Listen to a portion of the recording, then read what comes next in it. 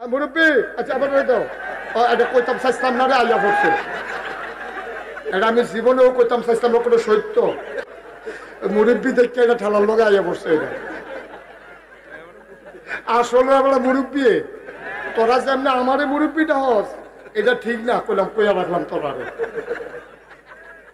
এবার অরিজিনাল মুরব্বী মার হাবা বলো যেরকম মার হাবা আচ্ছা তইলে কথাটা আমরা শেষের দিকে যাইতে হ্যাঁ তইলে আমার সমর্থন পাইয়া একজনে যদি অন্যায় করে তাহলে অন্যায়টা কি তে করলো না আমি করলাম আমি কইলাম এই জাহিদ আমার মুরিদ তে আমার দরবারের সদস্য আমি কইলাম এই জাহিদ আমি এখনো বইছি ওই যে বেটা রাখতে যায় তার একটা ফিটা দিয়া তো তে তো আমার মুরিদ আমার কথা শুনে দৌড়তে ফিটা দিয়ে আমার কাছে এগিয়ে রয়েছে আচ্ছা এখন ফিটাটা কি তে দিছে না আমি দিছি কথা কন আমারে কন কে দিছে আমি দিছি আমি মুস্তাক ফয়েজি ফিটা দিছি যেহেতু আমার কথা শুনে তে দিছে তাইলে আমার বুট পাইয়া একজনে যদি গম চুরি করে তে করছে না আমি করছি আপনারা করছে নিজের উপরে আইয়া তো ধুম ধরে লাইছে এখন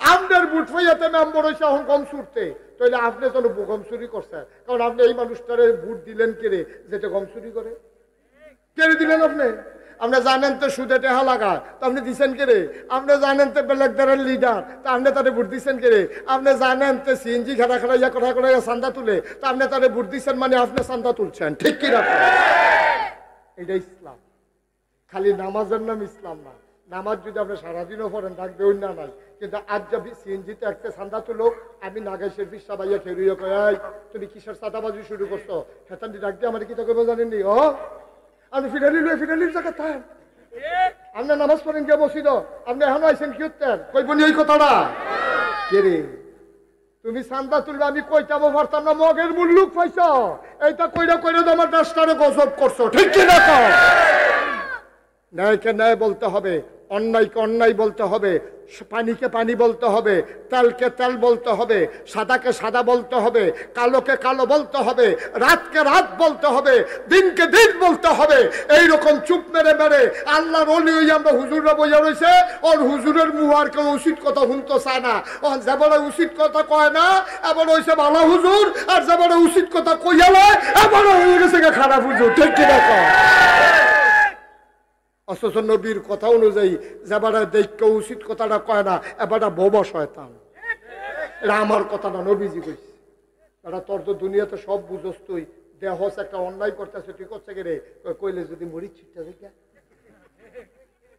কইলে যদি মুড়ি ছিটটা যাই আর লেগে উচিত কথা কয় আব্বা তোমার মুড়িতে তোমার জান্নাত নিব উদাম করে যখন ফাতলা সিহন জিংবে ফাতলা ফাতলা করে কি চাইবো তখন না টের পাইবা মুড়িদ কি জিনিস তখন এরা বুঝবা কি কারবা মুড়িদে তোমারে জান্নাত নিত না তোমার হকে জান্নাত নিব ঠিক কি না কও তোমারে হারাম থেকে বাঁচায় জান্নাত নিব হালাল খানায় তোমারে জান্নাত নিব তোমার নামাজে তোমারে জান্নাত নিব তোমার ফিরেও তোমারে নিত না মুড়িদেও ফিরে নিত না ঠিক কি না কও একটু চিন্তা করে চললেন আব্বা যার যার হিসাবটা তেতে মিলাইয়েন যার যার হিসাবটা তেতে মিলাইয়েন ও আরো সহজ করে কই জ্বর উঠছে আপনার ফিস সাহেব ওষুধ খাইলে আপনার জ্বর ভালো হইব নাকি যার জ্বর তারে না ওষুধ খাওয়ান দরকার যে বেনামাজি তে জান্নাত যাইতো চায় তো নামাজ পড়ায় তারে না ফিস সাহেব নামাজ পড়লে হেবারও বুঝবো কিটা এই সহজ কথা দিয়ে আর ভাল লাগে না আর আমরা তারাও মনে করে যেহেন গেলে নামাজ লাগতো না যেহেন গেলে রোজা লাগতো না যেহেন গেলে ভেড়া বেড়ি একখানো বইয়া এই খিচুড়ি এই বিচুড়ি একটা ফেসলাইকে যায় যেহেন আঞ্জা দিয়া গাঞ্জা খায় যেহেন উরুসনার নাম দিয়া সেটা ভেড়া বেড়ি একখানো এই একটা কারবার চলতে আছে এইটি আমার কাছে ইচ্ছা লাগে ঠিক নিও ইচ্ছা লাগানোর নাম আব্বা ইসলাম না বিষের মতো লাগলেও এই বিষ ডুগিল্লা খাইয়া লন লাগবো আল্লাহ নবীও কইছে আল্লাহ কইছে এই আল্লাহ বলল ইসলাম ঠিক কিনা কয় আল্লাহ নবীও যদি কয় তুমি এই কামটা করো আমি আরো সহজ করে কই শুনেন হাসেন না কারণ বোকা মানুষের লোকে হাসলে আমরাও তো বোকা হয়ে যাই একটা বোকা মানুষ একটা কাজ করতে আছে এটার লোকে আপনি যদি হাসি দেন তাহলে বোঝা গেল আপনি এটা সমর্থন করতে আসেন না এটা সমর্থন করা যায় না কিন্তু বোকা তে নির্বুধ বুঝে না তে যদি তখন ল্যান্ড হয়ে যায় আইস দেওয়ান যেত না ঠিক কিন্তু তো আহল নাই তো তা তো তো বোকা। তো যদি ল্যাংড়া হাতে দৌড় দেয়, আমরা কেউ আইসও দিতাম না, দৌড়ও দিতাম না, দেবো। তো এটার নামে তো ইসলাম, এটার নামে ইসলাম। তাহলে আব্বা অনুরোধ করে কইয়া যাই, আমি থাকতাম না, আপনারাও থাকতেন না, কিয়ামতের ময়দানে আপনার লগে আমার দেখা হইব, আমার লগে আপনার দেখা হইব, সেই দিন কথাটির ওজন কত বুঝবেন। আচ্ছা, যেই কথাটি বিক্ষিপ্ত ভাবে কইলাম, সেই দিন বুঝবেন কথাটির ওজন কত। আমরা সবাই চলেন মিলমিশ কইরা যার যার জান্নাতের লাইন এতে করিও। আমার বেদ বিল্ডিং হইলে আপনার কোনো লাভ হইতো না, আপনার সোনের ঘরে আপনি হতন লাগবো। কেমনে আপনার ঘরে দুইটা ইট লাগান যায় সেটা চিন্তা করেন, কেমনে আপনার কবরটারে সাজান যায় এটা চিন্তা করেন। থাকতেন না তো আব্বা, থাকতেন না তো। এবারে কো আপনার যে আব্বা ছিল, এবারে কো আপনার যে দাদা ছিল, তারা কো আপনার মাই কো, আপনার দাদিও কো, আমরাও থাকতাম না।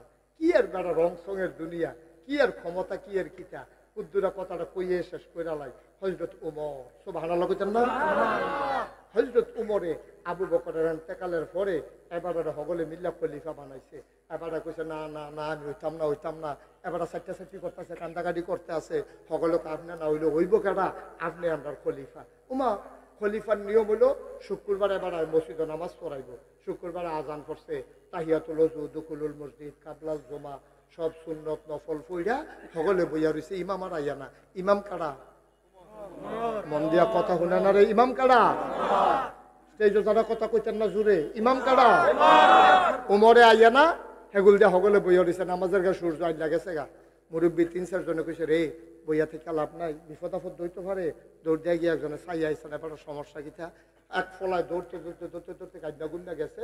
ইয়া দেখে উমর রাদিয়াল্লাহু তাআলা আনহু গাড়ার মধ্যে একটা পাঞ্জাবি সরাই দিয়া মরুভূমির বালুর উপরে এবারে বইয়া বইয়া ঘামতে আছে, ফিটটা পুরা জায়গাতে আছে। ইয়া শেখ আসসালাতু আসসালামু আলাইকা ইয়া আমিরুল মুমিনিন ইয়া খলিফাতুল মুসলিমিন। হে উমর, হে মুসলমানদের আমির, আপনি যেন বইয়া রইছেন, আমরা দিন নামাজের লেগে বইয়া রইছি। এবারে মুসকে আসি দেখো, বাবা আমি তো জাগিয়েতাম রইতাম আরো আগে।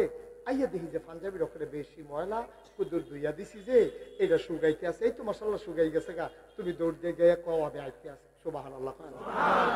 তাহলে বোঝা গেল এবার পাঞ্জাবি 5-6টা। পাঞ্জাবি কয়টা? একটা। আরে জুড়ে পাঞ্জাবি কয়টা? একটা। মাইকম্যান কথা কোন দিছে, পাঞ্জাবি কয়টা? একটা। ফোনে কথা কয় এবার বইয়া বইয়া বাড়া ধরে বাড়া ধরে। পাঞ্জাবি কয়টা রে? একটা। অর্ধেকটা। এই আবার আসো আসল জায়গায়। অর্ধেকটা পৃথিবীর প্রেসিডেন্ট। একটা বৃষ্টি কমরারে মাইদামাইদি কূপ দিয়া কাটলে যেরকম, পুরাটা পৃথিবীর 2 ভাগ করলে অর্ধেকটার পৃথিবীর প্রেসিডেন্ট উমর। 33 লক্ষ স্থল ভাগের প্রেসিডেন্ট ছিল উমর। জলভাগ সহ অর্ধেকটা পৃথিবী। সুবহানাল্লাহ। এই উমরের পাঞ্জাবি কয়টা? এটা হুগাইলে এরপরে মসজিদে যাইব। ইসলাম কারে পায়? আমরা আছি কখনো? মুসলমান। আবার উমর পাঞ্জাবি গায়ে দিয়া মসজিদে ঢুকছে। বারান্দার দ্বারা আসসালামু আলাইকুম, মুসল্লিরা কয় ওয়ালাইকুম আসসালাম। মাঝে দিয়ে রাস্তা হয়ে গেল। ওমর আস্তে আস্তে আগাইতেছেন, মিম্বারে গিয়ে উঠলেন। যেখানে দাঁড়াইয়া খুতবা দেয় এটারে কয় মিম্বার, ওখানে গিয়ে তিনি উঠলেন, আবার সালাম দিলেন। মুসল্লিদেরকে লক্ষ্য করে আসসালামু আলাইকুম, সবাই কয় ওয়ালাইকুম আসসালাম ওয়া রাহমাতুল্লাহ। সুবহানাল্লাহ। হযরত ওমর আউযু বিল্লাহ বিসমিল্লাহ বলে খুতবা পড়তে যাবেন, এমন সময় পেছন থেকে একটা যুবক লাফ দিয়া দাঁড়াইছে। তার খাপের ভিতরে তরবারি ছিল। তরবারিটা টান দিয়া সে বার করছে। বার কইরা কয় উমর, এটা দেখছেন নাকি? কহ তরবারি। আপনি কয়েকদিন আগে সবাইকে আপনি কাপড় বন্টন করে দিচ্ছেন। বিদেশ থেকে আমরা কাপড় আসছে, সবাই যারা সাবালক পাঞ্জাবি পরার উপযুক্ত সবাইরে 1 টুকরা করে কাপড় দিছেন। আপনিও 1 টুকরা কাপড় পাইছেন। আজকে আপনার গায়ে দেখি নতুন কাপড়ের পাঞ্জাবি। আমাদের অনেকের গায়ে আছে, আমার গায়েও আছে। আমার পাঞ্জাবি হাঁটুর নিচে নামে নাই, আপনার পাঞ্জাবি একেবারে নেসফে সাক হয়ে গেছে। এত লম্বা হইল কেমনে? আপনি যে খলিফা প্রেসিডেন্ট, ক্ষমতা দেখাইয়া কাপড় বেশি নিছেন নাকি? পাঞ্জাবি এত লম্বা হইল কেমনে? আপনি কি কাপড় চুরি করছেন না ক্ষমতা দেখাইয়া বেশি নিছেন?